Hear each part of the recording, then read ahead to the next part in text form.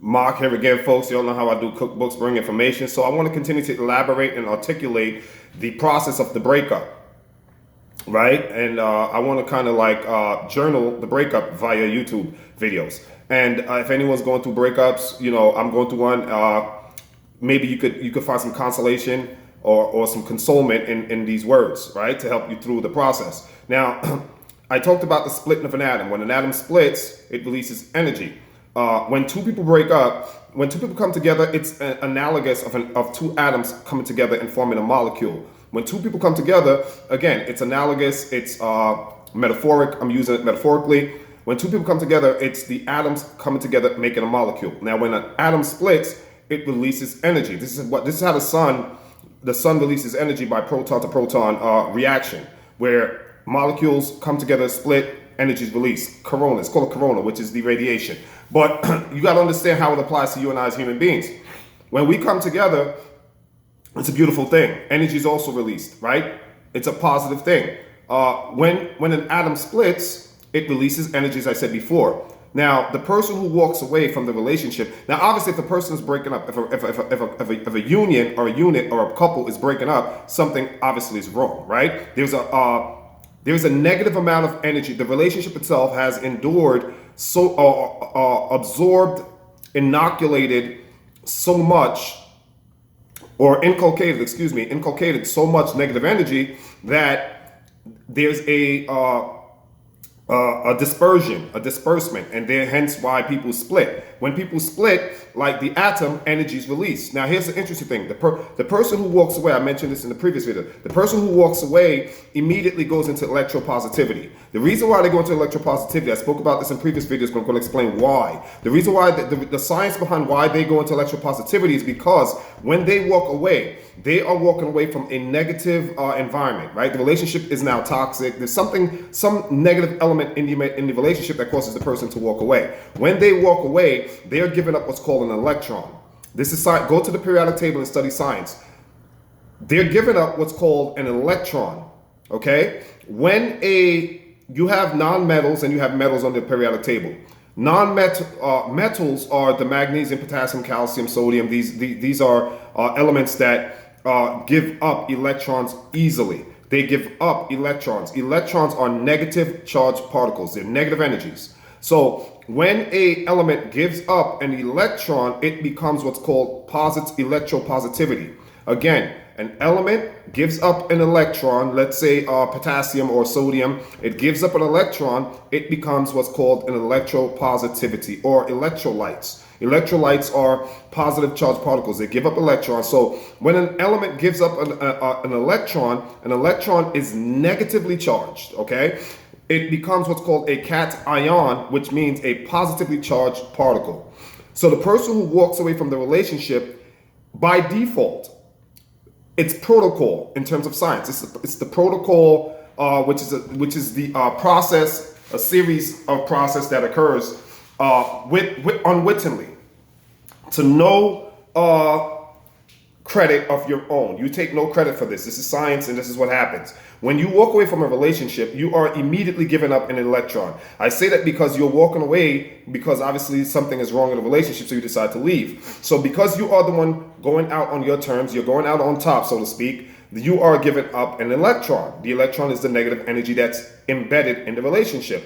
When an element gives up an electron, remember, it becomes what's called electropositive. Okay? When an element takes an electron, it is called an electronegative.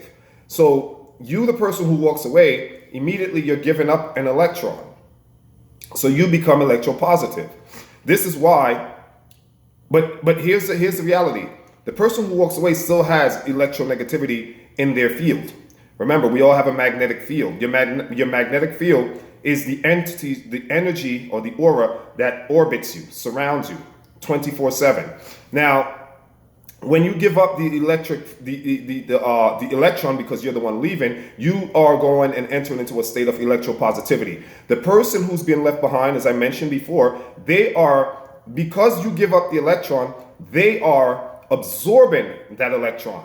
So the electron, I'm using electron as one unit, but it can be a number of electrons you're giving up. It can be thousands, millions, trillions of electrons that you're actually giving up. The person who's being left, they by default protocol again. It's a phenom. It's the mechanisms of the phenom. They naturally are going to absorb the electrons that you are giving up as the person who's walking away. You're the element that's walking away, therefore you are giving up the electron. That person who's being left behind, they're going to absorb it. Not unwittingly, they're going to absorb it without their wits, without them, to no credit or fault of their own. They're going to absorb it. That's how the laws of science actually works. So it's when the bondage is broken, like an atom, energy is released. And these are the energies that are released: electropositivity, electronegativity. I spoke about in previous videos, but I want to elaborate on some more because it's so vital that we understand this, because this can save, it can make or break you. Remember, your field it originates, I mentioned this before, from the synode. The synode is the heart's how can I say this? It's what allows your heart to pulsate. It's what allows your heart to beat. And every time it pulsates, it releases electricity. And that electricity is what goes out and comes back in. It comes out from your middle chakra, your heart chakra, your center chakra, and it actually goes out and comes back in your crown chakra, your top, your head. They have what's called a Kirlian photograph, which is a device that allows you to see the energy that surrounds people. Like if you take a photograph with the Kirlian device, you will see the energy that surrounds a person, and their energy has a certain color. The color corresponds to a certain frequency and let you know what state the person is in. But I don't want to go too way off into that. The point I'm making is this: because of your field constantly, your field, it self cannibalizes, or it feeds itself. It feeds itself. It feeds off of itself, right? And therefore puts you in a state of, we're all in feedback loops. Every individual, whether you're in a breakup or you're not in a breakup, we're constantly in a state of feedback loop, and a negative feedback, not a positive. But when you go through a breakup, the electronegative state that you're in becomes your feedback loop as a result of the synode. Your heart pulsating, releasing energy, the electrical field, electrical force that you are releasing, which is your frequency. And because it's called a magnetic field. Magnetic aspect means that it actually attracts back to itself, right? So when you release this field, it actually comes back to you, and you release it, it comes back, you release, it comes back, you release, and it constantly reinforces itself, right? And this is what's called a feedback. So when you're in a state of electronegativity because the person left you, and you're feeling the pain, the hurt, the bitterness, the anger, the disappointment, the betrayal, all of the cocktail, the bag of the smorgasbord of all that entails a breakup, that becomes reinforced because you're in a feedback loop, right? So, and I spoke about it in a previous video, you miss her, so you call her. The more you call her, the more you miss her. The more you miss her, the more you call her. The more you call her, the more you miss her. The more you miss her, the more you call her. And the feedback continues. That's what's called a negative feedback loop. And this is, again, very typical, very predictable protocol for breakups. People do it all the time. We all go through it. But understanding the science and how it works will allow you to remove yourself out of the feedback loop, to be able to get out of the electronegative state into electropositive state. Also, this knowledge is incredibly insightful, because the person who does the leaving, yes, they do give up the electrons and therefore enter into electropositivity. Nonetheless, they also retain electronegativity as well, because they were in the relationship with you. So they, by default, have a certain amount of electronegativity that's also in their field. Remember, your field is all the various entities that surrounds you.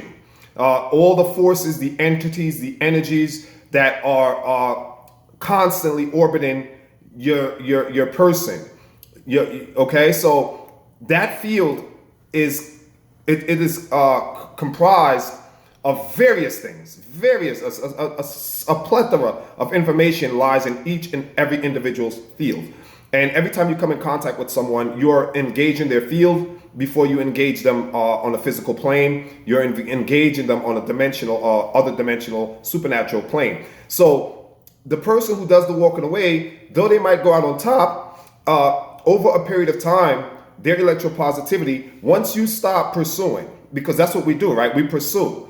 And the irony is this: in pursuing the person who walks away, you're going to always reap the opposite of what you desire.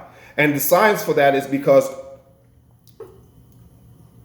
the science behind why you will always reap the opposite of what your desire is the fact that you will be pushing, the energies will be colliding, right?